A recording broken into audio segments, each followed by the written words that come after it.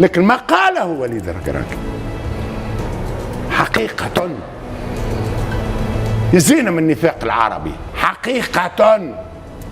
الاحتفالات في الجزائر بانسحاب المغرب منقطع النظير. شوفوا الاحتفالات في مصر بانسحاب، لانه قال انا فرحان اللي الكونغو ربحت مصر. الاحتفالات في مصر بانسحاب المغرب منقطع النظير وكبيره. اهلا بكم من المغرب. بالامس رابع العالم تمنينا استمرارها وكتابة التاريخ واستمرارها بعد نسخة كأس العالم، وكتابة التاريخ خرجت بالأمس المغرب، وهي كانت آخر من حمل لواء العرب في بطولة كأس أفريقيا. مع الأسف لكل جواد كبوة، ومع الأسف الكبوة هذه كانت حزينة جدا، والكبوة هذه الحقيقة خلقت فينا شعور صعب تفسيره، لأنه لو بالنسبة لمنتخب مصر أو تونس أو الجزائر أقل نسبة، لأن الجزائر كنا مرشحين، أو موريتانيا اللي يخرج من الباب الكبير. بالنسبة لنا احنا المنتخب المغربي أقل ما يمكن، كما قال المدرب نتاعو قبل ما يمشي الكاس افريقيا، أقل ما يمكن أنه في المربع الذهبي، والطريق كان مفتوح. لكن المغرب حقيقة أكثر حسرة حصلت لي من خروج المنتخبات العربية من خروج المنتخب المغربي. يعني متألم على خروج المغرب أكثر من تألمك على خروج تونس؟ لأنه ولكن بالطبيعة تألمت على تونس، ولكن خروج المغرب ألمني أكثر لسبب، وأنه تفسيري عندي تفسير بكل صراحة، عندي تفسير. لماذا كان المنتخب المغربي رابع عالمي؟ لماذا المنتخب المغربي تألق في كأس العالم بشكل كبير؟ لأنه ما كانش في وضعية المرشح، كان في وضعية الفريق اللي الشالنجر نقوله، اللي ماهوش مرشح، اللي يدافع أكثر، ماهوش في الوضعية. الآن في كأس أفريقيا الوضعية متاع المنتخب المغربي وأنه مرشح، وأنه الآخرين يتحداوه. بطبيعة الحال كل فريق يلعب ضد الفريق المغربي، وهذه للأمانة حقيقة نقولها، وأنه كي يربح الفريق المغربي يربح الفريق بس هذا كلام خطير، هذا كلام خطير. يعني المنتخب المغربي ما يتحمل الضغوط؟ بالطبيعة ما تحملش. لا، أولا التركيز كان ناقص، ثانيا ربما إفراط في الثقة، لأنه العوامل هذه كلها والصورة لها هي ضربة جزاء أشرف حكيمي. أشرف حكيمي سجل أهداف تاريخية في كأس أفريقيا من مخالفات من بعد 23 و24 متر، يحطها في الزاوية 90. أشرف حكيمي ضربة جزاء سجلها وعينيه مغمضة. أشرف حكيمي أراد أن يبدع، أن يحط الكرة في الزاوية 90. يعني تحمل خروج المغرب في واحد من عناصر الخروج، واحد من. طيب هذه موجود يعني طبعا بالأخير هو حاول. الملاحظة الآن اللي بالنسبة لي أنا أهم من خروج الفريق المغربي، لأنه الفريق المغربي. طيب قبل لا تروح الملاحظة خلينا نعقب على الكلام ويعقبون، لأن أنت سألت في أمور كثيرة. خروج المغرب أنا عندي تفسير تاني، وعندي تعليق على تسديدة أشرف حكيمي. التفسير الأول مش متفق قوي مع فتحي في قصه ان هو الفارق ما بين كاس العالم وقوه المباريات وتحمل الضغوط. مش متفق معاه في ديت، لان انا عندي تفسير تاني اعتقد انه اثر بشكل كبير على تركيز وليد الركراكي تحديدا. وليد الركراكي فتح على نفسه جبهات كتير اثناء البطوله، نفس العتب اللي عتبته انا على جمال بالماضي قبل البطوله والجبهات وخناقاته مع اللعيبه والصحفيين وبتاع.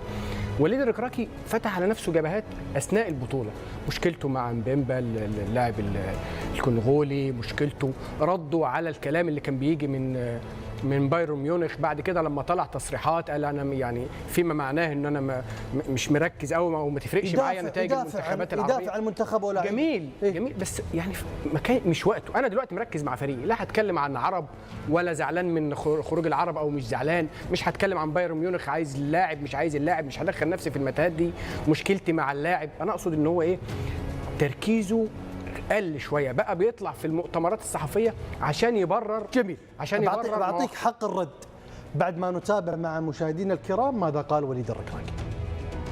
ابخي على لا كيسيون ديال المسار تقسات ولا ما تقساتش عليه باللغه ديالي، ما نعرف نقدر نقولها حق ما غاديش نقول Une question. باش العربيه ديالي ما تزلقش تقولوا مي سي با Oui. c'est pas j'ai pas fini non merci ok c'est pas quelque chose qui m'intéresse اي واحد عنده le chemin ديالو bien sûr on était déçus pour eux parce que كيبقاو خوتنا on était aussi content pour le Congo moi je regarde le Maroc ما عندناش ديك الدرابو غنقولوا حنا لاعبين على العرب ولا على حنا لاعبين على المغرب بحال ديما اللي كنقول on est dans une compétition africaine وقلتها قبل justement par rapport à ma suspension je veux pas qu'il y ait de clivage encore des équipes maghrébines arabes ou là la réalité اللي كاينه c'est que bien sûr que c'est compliqué pour les équipes d'Afrique du Nord. لك التعليق. ده اللي بقوله، هو فرع نفسه، دخل نفسه في حوارات ملوش يعني ايه، هتقلل من تركيزه، لانه اضطر بعدها يطلع يدافع ويبرر ويشرح بعد كمان المؤتمر ده، ابتدى يشرح هو كان يقصد ايه. يعني اقصد ان هو من الممكن تكون دي عوامل تقليل التركيز، تتكلم عن المدير الفني المدرب. فاضل بس الجزئيه بتاعت اشرف حكيمي، لا اشرف حكيمي مش مرشح اول دايما لتسديد ضربات الجزاء. انطونيو كنت مدربه في الانتر قال لك ده لو كان اخر لاعب في العالم كل لاعيبتي ماتوا وما فضلش غير اشرف حكيمي مش هخليه يسدد ضربات الجزاء. بس انا شفنا تسديدات من نعم عبد الكريم. يعني استمرار خيبات الامل في افريقيا مؤلم حقيقه يعني وكل ما نضع املنا في منتخب ونقول بان هذا المنتخب هو الذي سيمثل العرب بالشكل الافضل والامثل نصدم في النهايه بخروج غريب.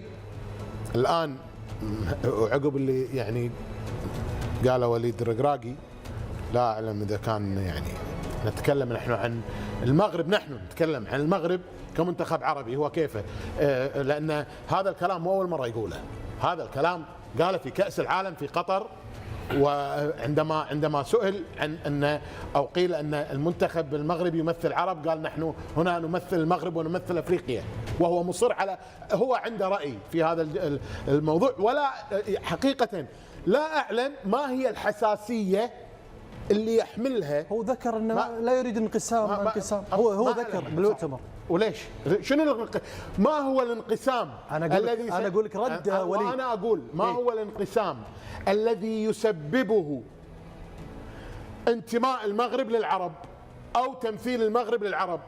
الحساسيه المفرطه عند وليد، كلما يعني طرح موضوع تمثيل المغرب للعرب يحاول ان يبعده وينفي. هذا امر يعني على علامه استفهام، لكن هذا امر يرجع له. ولا اعتقد انه هو الان انا اعتقد بان واحده من اهم المشاكل اللي ليس فقط المغرب عانى منها، لكن اغلب المنتخبات اللي لاعبينها يلعبون في اوروبا، لا منتخباتنا انا اقصد العربيه اللي يلعبون في اوروبا يعانون عندما يشاركون في بطولات مجمعة. لذلك لاحظ المنتخب المصري دائما ما كان سيد افريقيا، لانه كان يعتمد على اللاعبين. قلت البطولات. عندما زاد المحترفين قلت البطولات، لان الوضع اصبح مختلف والتفكير اصبح تفكيرين.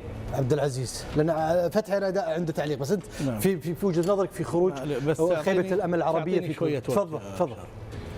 أنا أعتقد بالنسبة لخروج المغرب ما راح أتكلم عن أي خروج لأي منتخب عربي آخر. خروج المنتخب المغربي، خلينا نسأل سؤال، آخر لقب أو اللقب الأفريقي المغربي الوحيد في كأس أفريقيا متى؟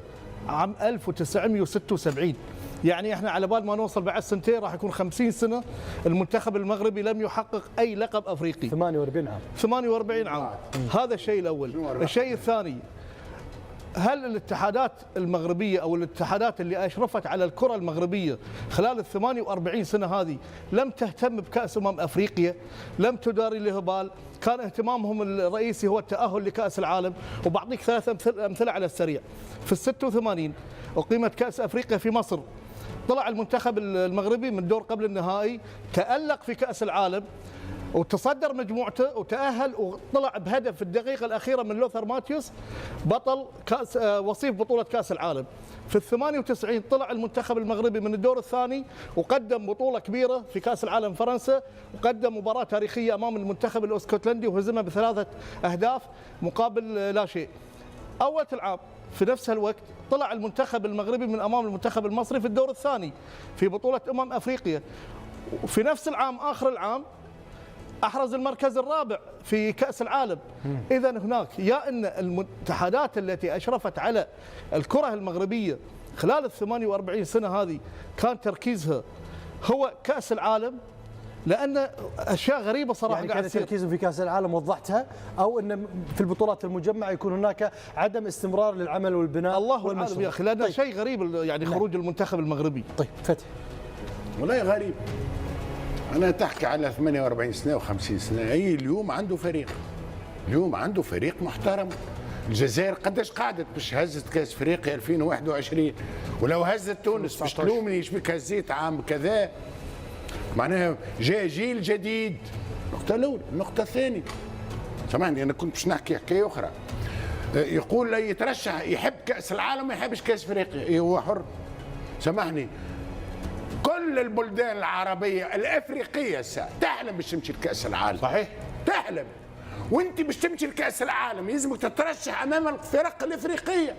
ولا شيء عيب وأنه يمشي لكأس العالم وما يهزش كأس افريقيا. النقطة الثانية، تفضل. كان كل كلمة باش تقولها باش تقص عليها. تفضل. أنت قلت أنا جاوبت. تفضل. وبإيجاز. لا انا ما فهمت كلامك. الآن واتفق العرب على أن لا يتفقوا، ولكن اتفق العرب على أن ينسحبوا 5.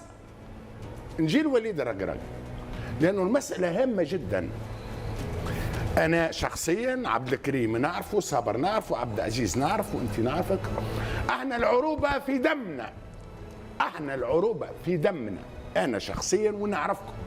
أنا كي تلعب الجزائر وتلعب المغرب وتلعب كذا أنا معاه، أنا ما عنديش. لكن ما قاله وليد الركراكي حقيقة يزينا من النفاق العربي حقيقة. الاحتفالات في مصر بانسحاب، لأنه قال أنا فرحان اللي الكونغو ربحت مصر. الاحتفالات في مصر بانسحاب المغرب منقطعة النظير وكبيرة.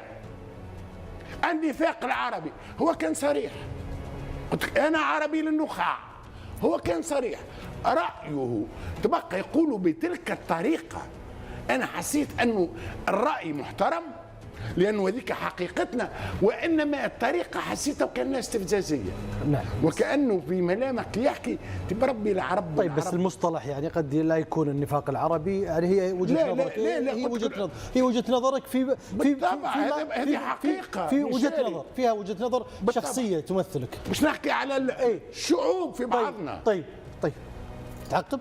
اي بس انا معلش، انا مو بقصدي ان المنتخبات ما تفكر بالتاهل لكاس العالم.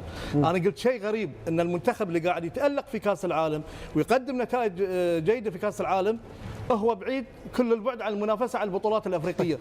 هذا اللي كنت اقصده فقط لا غير. وضحت. وايضا فتحي يعني ياكد او يقول انه هذا شيء يرجع لهم وبكيفهم، او ان كل المنتخبات، لا، كل المنتخبات على مستوى العالم تفكر في كاس العالم وتأهل في كاس العالم، لكن ايضا تفكر في البطولات القاريه وان تظهر بشكل مميز وتحصل على البطولات القاريه، والا ما نشوف هذا التنافس في على بطوله كاس اوروبا او حتى اليوم في وترفع المستوى. لكن التركيز على بطوله دون الاخرى هذه واحده من الاسباب اللي تسبب لك بالنهايه التراجع، لان فريقك ما يكون عنده الحافز ولا الحماس ويتعود على الهزيمه. السؤال من يقول انه هي مو مركزه في البطوله؟ من يقول انه مو مركزه في البطوله؟ لا ما نجحش. انا ارد، انا ما قلت انه مو مركزه، انا ارد على فتحي واكد على كلام يمكن عبد العزيز اللي قال هذا تساؤل، وهذا تساؤل فعلا صحيح. فتحي قال كلمه، هذه حاله كلمه خطيره. صابر فتحي قال في افراط في الثقه للمغربي. وي هذا مؤكد. طيب رايك في هذا؟ كان طبيعي، احنا كنا متوقعين. اولا احنا كنا منتظرين من المغرب، وده غضبنا وده مشكلتنا دلوقتي احنا واحنا بنتكلم، ان احنا كنا منتظرين من المغرب ما لم ننتظره من الاخرين، المغرب تحديدا. انما مساله الثقه طبيعي طبيعي اللعيبه يتسلل لها الثقه الزايده، او مش الثقه الزايده عن اللزوم، المفروض يكونوا واثقين من قدراتهم لان هم بالفعل يملكون قدرات عاليه جدا. كان من المفترض الدور الفني بقى والدور المعنوي من وليد الركراكي. انا بوجه لومي الاكبر في القصه كلها في المنظومه ان هو سيد المنتخب في هذه الفتره، هو اللي كان المفروض ما فيش غياب ولا اتنين ياثر عليهم، لان الناس ابتدت تتكلم على غياب حكيم زياش ولا غياب سفيان بوفال. مش ممكن ابدا. سفيان بوفال مصاب بقاله سنه، يعني عودته من عدمها ما كانتش هي اللي تاثر على المنتخب المغربي في هذا التوقيت. لذلك احنا كان غضبنا كبير من وليد كان الامل كبير في المغرب وكان رصيده كبير. نعم. ابتدى رصيده طيب ينفذ. ممتاز. حاول لوم على وليد الركراكي. فريق المغرب يهز الشان، كاس افريقيا للاعبين المحليين. فريق معاي مدرب مع المدرب الثاني اللي كان في قطر، نسيت اسمه، مش مع وليد الركراكي. فيه لاعبين ممتازين. كنت انتظر من قائمه ال27 وانه ياخذ مجموعه هامه من اللاعبين. نعم. واني خذا 7 لاعبين تحت ضغط الراي العام المغربي. طيب. ولكن ولا واحد شارك في اي مقابله. شكرا فتحي، شكرا عبد العزيز، شكرا صابر، شكرا عبد الكريم.